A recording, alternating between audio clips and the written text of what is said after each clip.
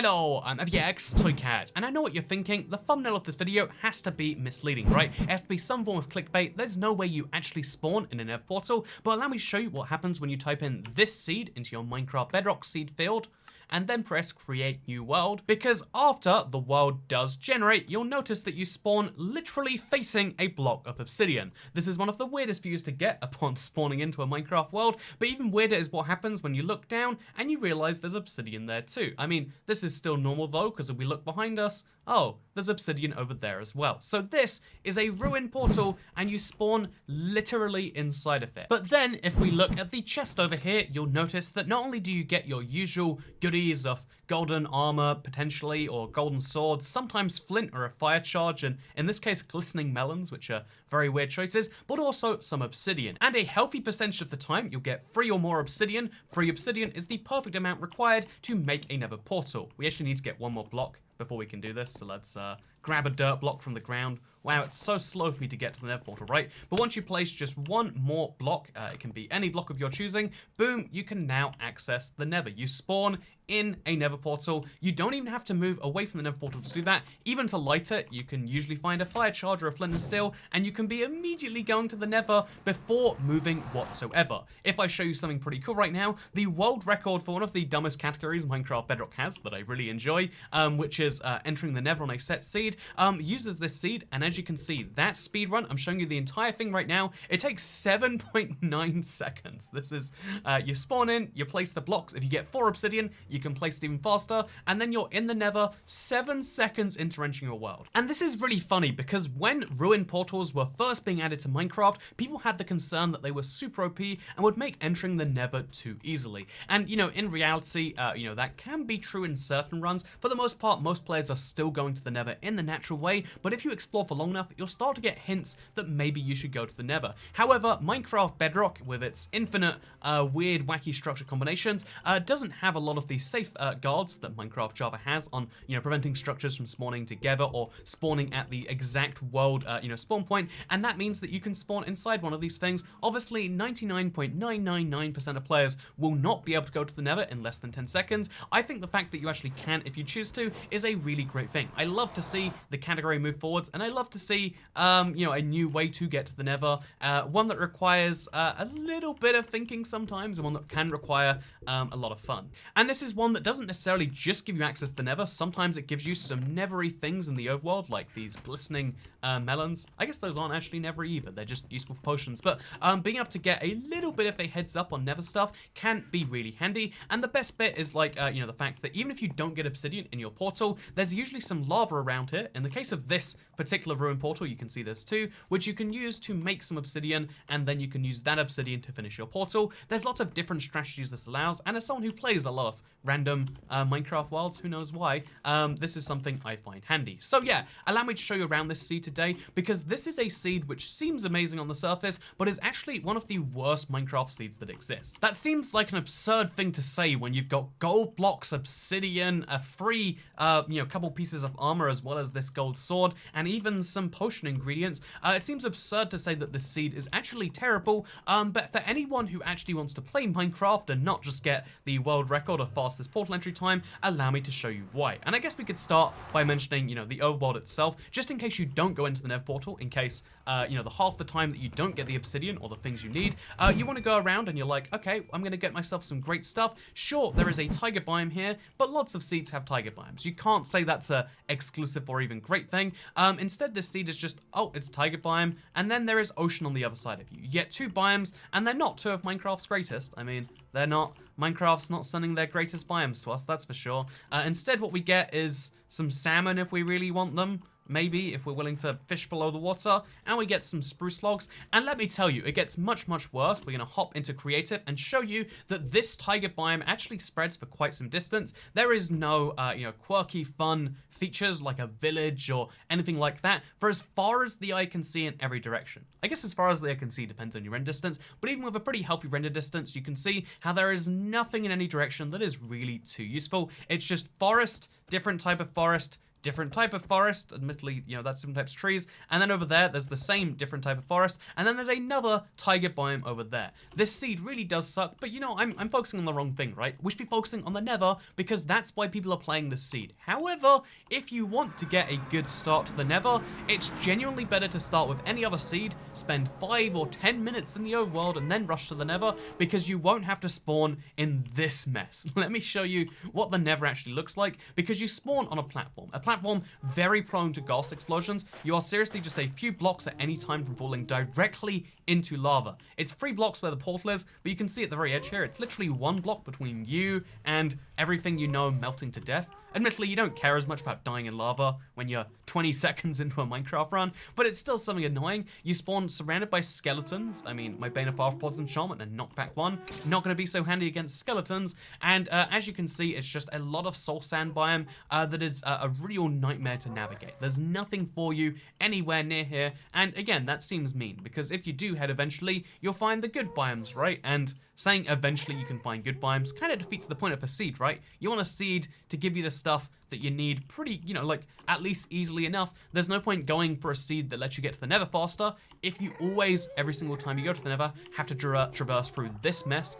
In fact, the only reason I could really recommend this is like having a portal at spawn kind of pre-builds in something you might like, which is being able to set up your world way away from the spawn. For instance, if you wanted to go to the Nether Fortress and then set up a world over there, the Nether Fortress, actually wait, I have to prove this by using the locate function because you might not believe me. The Nether Fortress is literally 1,000 blocks away from the spawn. That's 1,000 Nether blocks, by the way. So once we get over there, which for the record means going this way, we have to bridge over that entire gap, go across this entire soul sand biome, hopping up, hopping down, going all around, going across super slow blocks, avoiding skeletons. As you can see, we're flying, and we're still only 2/5 of the way there, because then we have to cross even more of it, go up, go across more.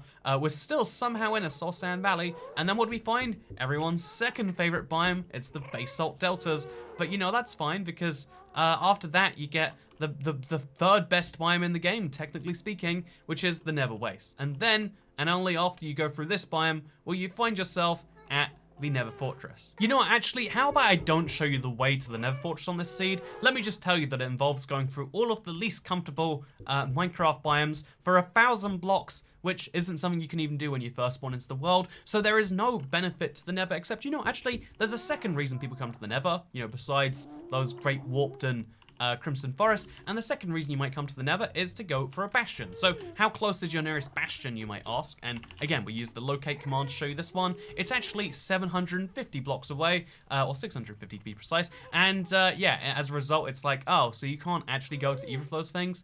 No, you can't. There's no real benefit to those. Instead, this is a Nether you can get to real fast, but it's a challenging Nether once you get here. It might be fun if you want to do a Nether only challenge and deliberately spawn in a bad biome, but even then, because the Crimson Forest is just far enough away not to be handy, but it's close enough that it doesn't really make the biggest of inconveniences in the world. Again, if you want to do a start in the Nether challenge, this might be the best way that exists, but it's not a great way, right? It's not a great way. But it's not going to have the challenge that you actually are probably craving, at least not in the way that you probably imagine it. So let's focus on the overworld then, because clearly this seed has one focus: you spawn in a Nether portal. And although I could, you know, talk it up all I like, I could do the same thing every other seed you know, video or review does, where I'm like, wow, this seed's amazing. You only have to go 1,000 blocks to get to your nearest Nether Fortress. That's so good if you really think about it. If you ignore facts, logic, and evidence, it's really good. Like, if we focus on the, if we ignore the bits that aren't good, it's really great. But no, let me give you an honest review of what it'd be like to use this seed. If you just ignore all the things that are bad about this seed, then it's actually really good. If we just ignore that it's 1,000 blocks of garbage to the Nether Fortress, it's actually really close. If you just ignore the fact that there is nothing at spawn besides a almost complete portal, a chest, 2 bits of lava, and a gold block, then it's actually pretty bad, unless you really like mossy cobblestone bricks. This is also mossy stone bricks, no cobblestone. This is actually the fastest seed for you to get cracked stone bricks on, I think, as well. Something to keep in mind if you also are a cracked stone brick aficionado, but only want to get 4 or 5 bits of it. But yeah, let me show you why this seed is actually terrible to play in survival. And let's start by mentioning, you know, the spawn. Obviously, I've mentioned the biomes, but if we go this direction, we're like, ooh, let's see what happens if we go across the ocean. The answer is very little. It's surrounded on both sides by forests, so it's not the most exciting ocean. All the great things about an ocean you're probably expecting. You know, you might be like, okay, I'm excited to get some gold blocks by taking down an ocean monument. I mean, so I can go to the Nether with them and trade them with piglins. There's nothing too soon to buy. I'm excited for a village. The closest structure we have to spawn is this pillager tower at the very edge of the ocean. So, just to give you a idea of how far away from spawn that is. The structure is at 360x and 664z, and the spawn point is at 104. This means that to get to the nearest structure of Pillager Outpost, you need to head 800 plus blocks, and that's the closest structure. Also, the Pillager Tower doesn't even have an Iron Golem in its cage. It's just an empty cage. Where did the Iron Golem go? Did they build it and they intend to capture him later? I don't know, but it means there's even less point to come here. But I mean, it can't be so bad. If we head in the other directions, things must be great. I mean, if we go this way, we can see an extreme hills, or a mountain biome, as we're calling it, because of 1.17. And in this mountain biome, you can see some lava, except it's a single lava block, so not so useful, and a single water source. They also combine to make cobblestone. That's exciting. I've always wanted cobblestone in my world, right? That's rare. That's unheard of. Definitely can't get cobblestone early on without that particular formation. And yeah, we got this huge extreme hills, which right now especially, people don't want huge extreme hill biomes. Maybe in the future this will be a glistening mountain, but right now it's a pretty sad looking biome. The other interesting thing that we'll find nearby here at the very edge is actually this village over here. This village is actually the first thing I actually liked about this seed, because it does have a blacksmith chest in it, which means, ooh, we get 2 lava, as well as breaking through here and getting potentially 1 iron, 1 gold, and some bread. You know what we can make? We can make ourselves a iron helmet sandwich. You know, stir assistant. Throw it on the screen. Yeah, iron helmet sandwich. But you gotta torment people with the things they love. Otherwise we don't know what we are. Anyway, so as well as that, okay, you know, that's a village, and that's nice. Also, you might have spoiled earlier, but there's a ruin portal near here. However, this ruin portal, it's a lot of effort, because even though it's almost complete using a lot of crying obsidian, so you have to break that, which is a very long to break block. However, you can get some pickaxes to help you along with that journey. This is actually a mega pickaxe right here, or a golden apple, or some obsidian. You could take that all the way back to spawn. But again, this is 1,000 blocks away from spawn. Do you know how long 1,000 blocks that it takes to walk? It's not easy. It's not fast. And this is if you walk the optimal direction, you know what you're looking for, etc. Do you know other seeds have within 1,000 blocks of spawn 5 or 6 villages? Other blocks have a nice variety of biomes. Other seeds will have all these great things. It's not just access to a nether that sucks anyway. But you know, if we keep on going this way, if we just head another few hundred or 1,000 blocks, then we will admittedly find a mesa biome. So I really like this mesa biome because it's such a weird contrast. I mean, mesa biomes always have a desert between them and the rest of the world. So you can see we go right here from a swamp into a desert, into a mesa biome, into a desert, into a plains biome in the space of, what is that, like 50 blocks?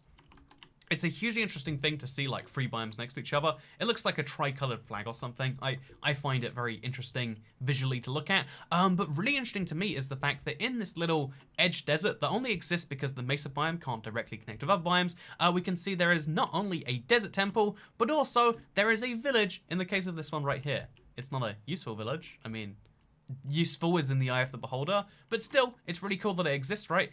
Yeah, there is a giant mesa biome right here. This is perhaps the most positive thing I can say about this seed, is that there is a mesa biome 1,800 blocks away from spawn. Yeah, that's I mean, it's got a lot of terracotta. Do you want terracotta? I want terracotta. Where do I get terracotta? Right here in this biome. I'm a big fan. I'm a big believer. So yeah, what else do we have? Honestly, the one last thing I have to say that's good about this seed is the fact that it has one of these great villages that crosses biomes, but this time it's a plains village that actually has some use to go to, and it's got 2 blacksmiths, not one, it's actually got 2. So here is a blacksmith, again, here is a second blacksmith. Oh, actually, there's 3 blacksmiths. I lost this third one right here. 3 blacksmiths in a single village is great. Having that village also have a swamp is great. And if you want to have a deliberately terrible spawn so that your friends get to your world and they're like, oh, where's all the stuff? And then you want to tell them, I don't know where it is. Sorry, I guess you might just have to leave. If you're like me and you're super antisocial, this seed is great. If you want a seed that's good, I don't recommend this one. But you know, the point I'm showing with today's Seed Sunday is I like interesting seeds, and this seed definitely is very interesting. I mean, it's interesting in the fact that it breaks a lot of the norms you might expect, and although it breaks them in bad ways, in my opinion, you know, the reason I show off seeds on Seed Sunday is to help you find a seed that's perfect for your world. If you want to load this up, be my guest. I just don't think it's a good idea. I just don't think your friends will be thankful. But you know, what are your friends thankful for anyway? You know, Thanksgiving is past. It's one day a year, and they don't have to do that until the next year. So all I'm saying is be like these two pigs and make a smaller pig from your love. Maybe. That's what I'm saying. That makes a lot of sense, yes. Okay, thank you for watching. I hope you all enjoyed. And if you want to see dumb speedruns, you can see those, because it's Streammas. Every single day until I die, we're going to be doing some speedruns. So we're going to be doing some live streams for Christmas or December. You know, why is December a special month? Do you ever consider why we take an entire month and we say that it's like festive just because it contains Christmas? Like, just because, hypothetically, right, this chest over here happens to contain a single saddle. It doesn't mean it's filled with saddles. We don't go, this is the saddle chest. This is the iron pickaxe chest as well, and iron ingots. And Streammas is really a misleading title. But you know what else is a misleading title? Oh my god, I'm gonna make such a big bread sandwich right here. So I mean, we could make a 5-bread iron sandwich, but inspired by the new Big Mac they're doing in the UK, I think what we should do instead is stack the bread there, take out the middle bread, put the iron there instead. Wait, no, we want to move that over there. And we can make a double Iron Mac sandwich. There we go. This is beautiful. Look what we've done. We've made the assistant cry. That's what matters. Anyway, hope you all enjoyed this video, because I'll see you all in the next one. Goodbye.